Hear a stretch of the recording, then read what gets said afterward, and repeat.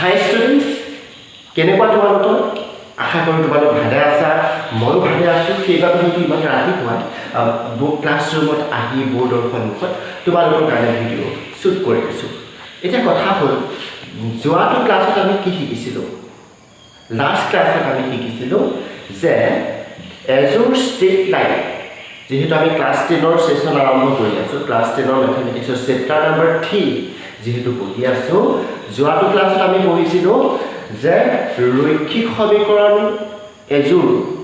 দিয়া থাকিলে সেই ৰৈখিক সমীকৰণযোৰে এখন সমতলত যদি আমি প্লট কৰোঁ, ৰৈখিক সমীকৰণযোৰৰ যেতিয়া ৰেখাটো মানে গম পোৱা, ৰৈখিক সমীকৰণ এযোৰে কি দিয়ে? দুডাল ষ্ট্ৰেইট লাইন দিয়ে, দুডাল সৰল ৰেখা দিয়ে। সেই সৰল ৰেখা দুডাল আমি বৰ্ডত আমি আঁকিছিলোঁ যে কেতিয়া এটা পইণ্টত, এটা নিৰ্দিষ্ট পইণ্টত গতাগতি কৰে, কেতিয়া সমান্তৰাল হয় আৰু কেতিয়া মিলি যায়। এই বিষয়টো আমি কি কৰিছিলোঁ? ডিছকাছ কৰিছিলোঁ। আৰু আমি আজি ক্লাছত ডিছকাছ কৰিবলৈ গৈ আছোঁ যে এযোৰ ৰৈখিক সমীকৰণ যেতিয়া তোমাক দিয়া থাকিব, সেই ৰৈখিক সমীকৰণযোৰৰ ক্ষেত্ৰত কোনটো কণ্ডিশ্যন ছেটিছফাই কৰিলে এটা নিৰ্দিষ্ট বিন্দুত গতাগতি কৰিব, কোনটো কণ্ডিশ্যন ছেটিছফাই কৰিলে মিলি যাব সৰল ৰেখা দুডাল, আৰু কোনটো কণ্ডিশ্যন ছেটিছফাই কৰিলে দুয়োডাল এডাল আনডালৰ পেৰেলেলভাৱে থাকিব, সেইটো আমি ডিছকাছ কৰিবলৈ আগবাঢ়িছোঁ। আমি প্ৰথমতে জেনেৰেল লিনিয়াৰ যিটো ষ্ট্ৰাকচাৰ হয়, যে ৰৈখিক সমীকৰণৰ যিটো সাধাৰণ আৰ্হি, সেইটো লিখি লৈছোঁ। আমি এনে বুজাইছিলোঁ ax plus by plus c = 0, এইটো আমি ৰৈখিক সমীকৰণ বুলি কৈছিলোঁ। কিন্তু এতিয়া আমাৰ যিহেতু দুটা ৰৈখিক সমীকৰণৰ প্ৰয়োজন হ'ল, আমি যিহেতু এযোৰ ৰৈখিক সমীকৰণৰ ওপৰত ডিছকাছ কৰিবলৈ আগবাঢ়িছোঁ, তো আমি এইটো ল'লে নহ'ব, আমি এনেকুৱা ধৰণৰ এইটো ষ্ট্ৰাকচাৰ থকা আমি দুটা ৰৈখিক সমীকৰণ ল'ব লাগিব। চ' দুটা ৰৈখিক সমীকৰণ আমি নাম দিলোঁ। প্ৰথমটো a1x plus b1y plus c1 = 0, আৰু আনটো নাম দিলোঁ, এইটো মই নিজে ধৰি লৈছোঁ, a2x plus b2y plus c2 = 0। এইটো এটা আচৰিত হ'বলগীয়া কথা নহয়, ছাৰে জাষ্ট এইটো ধৰিহে লৈছে যে কেনেধৰণে মই ইয়াৰ পৰা এইটো আৰ্হি থকা এইবিলাক নাম দিছোঁ, a1 b1 c1, a2 b2 c2, just মই ধৰি লৈছোঁ। ঠিক আছে, ধৰা হ'ল ৰৈখিক সমীকৰণযোৰটো এইটো। অ'কে, তো ইয়াত থকা a1 b1 c1, a2 b2 c2 এইবিলাক হৈছে সহগ, কোফিচিয়েণ্ট। এই কোফিচিয়েণ্টবিলাকক আমি এতিয়া তুলনা কৰিম। যে এতিয়া কি তুলনা কৰিম চাই আছোঁ। ফাৰ্ষ্ট কণ্ডিশ্যনটো হৈছে যে a1 by a2 not b1 by b2, এইটো এটা ফাৰ্ষ্ট কণ্ডিশ্যন। ছেকেণ্ড কণ্ডিশ্যনটো হৈছে, মই কণ্ডিশ্যনকেইটা লিখি লৈছোঁ, তাৰপিছত কোনটো হ'লে কোনটো হ'ব ক'ম। a1 by a2 = b1 by b2 = c1 by c2, আৰু থাৰ্ড কণ্ডিশ্যনটো হৈছে a1 by a2 = b1 by b2 not c1 by c2। এই তিনিটা হৈছে কণ্ডিশ্যনকেইটা, ইম্পৰ্টেণ্ট কণ্ডিশ্যন, মনত ৰাখিবা। এতিয়া কথা হ'ল, আমি যে পঢ়িছিলোঁ যে দুডাল ষ্ট্ৰেইট লাইনে, এডাল ষ্ট্ৰেইট লাইন এডাল আৰু ষ্ট্ৰেইট লাইন এডাল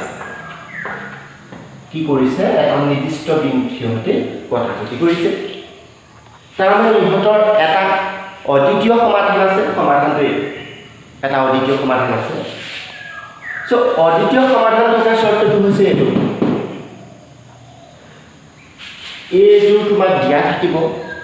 এইযোৰ দিয়া থাকিলে তুমি a1 b1 a2 b2 কি তুমি জানা, জানিবা। তো a1 এই জেগাই জেগাই a1 a2 b1 b2 সেইটো বহাই দিয়ে, ইয়াৰ পৰা বহাই দিয়ে। তাৰ পাছত দেখিলা যে a1/a2 আৰু b1/b2 দুইটা সমান নহয় তেতিয়া তুমি এইটো কথা ক'ব পাৰিবা যে এই যোৰ যিটো ৰৈখিক সমীকৰণ সি এটা নিৰ্দিষ্ট বিন্দুত কটাকটি কৰিব অদ্বিতীয় সমাধান থাকিব এইটোৱে কি কৈ আছে যে অদ্বিতীয় সমাধান থাকিব অদ্বিতীয় সমাধান অদ্বিতীয় সমাধান থাকিব ঠিক আছে নেক্সট তুমি চাবা a1/a2 বহালা b1/b2 ইয়াৰ পৰা আমি বহালা দেখিলা এইটো সমান হ'ল c1/c2 ভ্যালু বহাই দিলা দেখিলা গোটেই কেইটা সমান হৈ গুচি গ'ল এতিয়া তুমি ক'ব পাৰিবা যে এই যদি তুমি ইয়াৰ লেফটো আকা এইটো কন্ডিশনৰ ক্ষেত্ৰত কি হ'ব গম পোৱা ফাৰ্স্ট ডাল ধৰি ললা এনেকৈ গুচি গ'ল পাহৰি এডাল ধৰি ললা এডাল এনেকৈ গুচি গ'ল এইটো ইকুৱেশ্যন কেনেকৈ যাব গম পোৱা ইয়াৰ ওপৰতে গুচি যাব এনেকৈ ইটো সিটোৰ ওপৰত পৰি থাকিব তাৰ মানে অসীম সংখ্যক বিন্দু কটাকটি কৰিছে তাৰ মানে অসীম সংখ্যক সমাধান থাকিব এইটো কন্ডিশন স্যাটিসফাই কৰিলে আমি কি কৰিব পাৰিম অসীম সংখ্যক সমাধান থাকিব এইটো 2 আছে জানো ইয়াত 2 বুলি দি দিলো এইটো 1 বুলি দি দিলো মই ইয়াতে লিখি দিছো অসীম সংখ্যক সমাধান থাকিব দেখিছা অসীম সংখ্যক সমাধান থাকিব অসীম সংখ্যক অসীম সংখ্যক সমাধান থাকিব সব এডালে আছে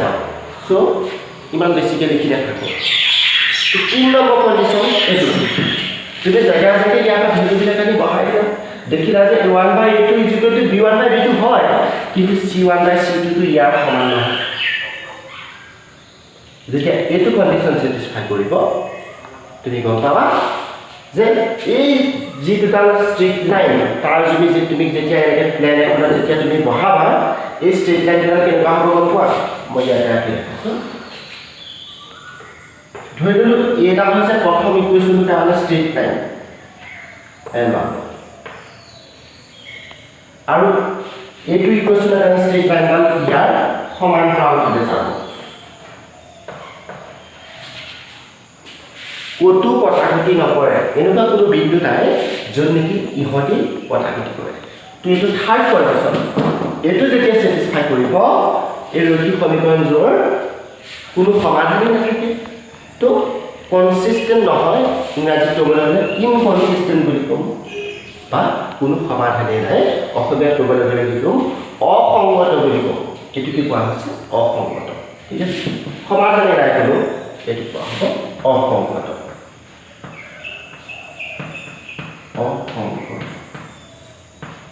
ओके तो এই তিনটা কন্ডিশন আছে এই তিনটা কন্ডিশন কোনটো স্যাটিসফাই কৰিলে কি হয় আমি আজি ডিসকাস কৰিলো বৰ বেছিকে পঢ়াই দিলেও কি হ'ব আমনি পাবা তোমালোকে একচুয়ালি এতিয়ালৈ আমি কিমান পঢ়িছো 10 মিনিট মানে 10 মিনিট 15 মিনিট পঢ়ি একো লাভ বহুত পঢ়িব লাগিব বহুত পঢ়িব লাগিব ঠিক আছে 10 মিনিট 15 মিনিট পঢ়িলেও লাভ আছে কিন্তু যিখিনি পঢ়ো ধ্যান দি পেলাই প্ৰথমৰ পৰা শেষলৈকে পঢ়িব লাগিব ভিডিঅ'টো যদি চাইছা ফাৰ্ষ্টৰ পৰা লাষ্টলৈকে চাব লাগিব ক'তো স্কিপ নকৰিবা চাওঁতে যদি স্কিপ কৰি যোৱা ন মেথছ কেতিয়াও শিকিব নোৱাৰা মেথছ এনেকুৱা এটা ছাবজেক্ট নহয় যে তুমি স্কিপ কৰি গুচি যাবা তেতিয়াও নহয় ই সদায় কণ্টিনিউৱাছভাৱে যাব লাগিব অ'কে কণ্টিনিউৱাছভাৱে যাব লাগিব তো এতিয়া কথা হ'ল আমি এইখিনি পঢ়িলোঁ बस तो मैं आशा करूँ तुम्हारे चैनल को सब्सक्राइब कर थी जाबा फ्री सब्सक्रिप्शन है पैसा दिबलगिया कोनो कथा ना थाके तुम्हारे मुठते मन गले हल चैनल को सब्सक्राइब करिब पारा करि पेला काखत थाका बेलটো बजा पेला नोटिफिकेशन जेटा तुम टिपि दिबा तेटा मैं अपलोड करा भिडिओ बिला तुम्हारे एज सुन एज पसिबल जिमान सोनकाले सम्भव तुम्हारे पाछा लगे लगे पाछा जेटिया नेকি मैं पाब्लिश करो भिडिओ पाछा तो धन्यवाद থাকিল তোমালোক সকলোকে और लगते शेयर करिबा सेजन व्यक्तिलेहे जिजन तुमार হয় क्लासमेट হয় বা যাক এই ভিডিওটো পঢ়িছা আছে जी mathematics interested okay thank you student तो नेक्स्ट क्लास में আমি কি হল নেক্সট ক্লাছত আমি আলোচনা কৰিম যে প্ৰতিস্থাপন পদ্ধতি বা তাৰ আগত আমি আলোচনা কৰিম যে এটা সলিউশ্যন আমি উলিয়াম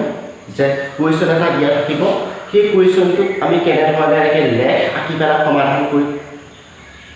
সেই বিষয়ে আমি আলোচনা কৰিম বিজীয়ভাৱে সমাধান কৰিবলৈ দিছে আৰু লৈখিকভাৱে সমাধান কৰিবলৈ তোমালোকৰ কিতাপত আছে আৰু সেইটো অকণমান টান পায় ষ্টুডেণ্টে সেইটো আমি লেখ আঁকি কেনেকৈ সমাধান কৰিব লাগে আমি নেক্সট ক্লাছত ডিছকাছ কৰিম তাৰপাছত আমি প্ৰতিস্থাপন পদ্ধতি তাৰপাছত অপনয়ন পদ্ধতি তাৰপাছত বৰ্জ্য গুণন পদ্ধতি তেনেধৰণে আমি আগবাঢ়ি গৈ থাকিম ধন্যবাদ থাকিলে ষ্টুডেণ্ট থেংক ইউ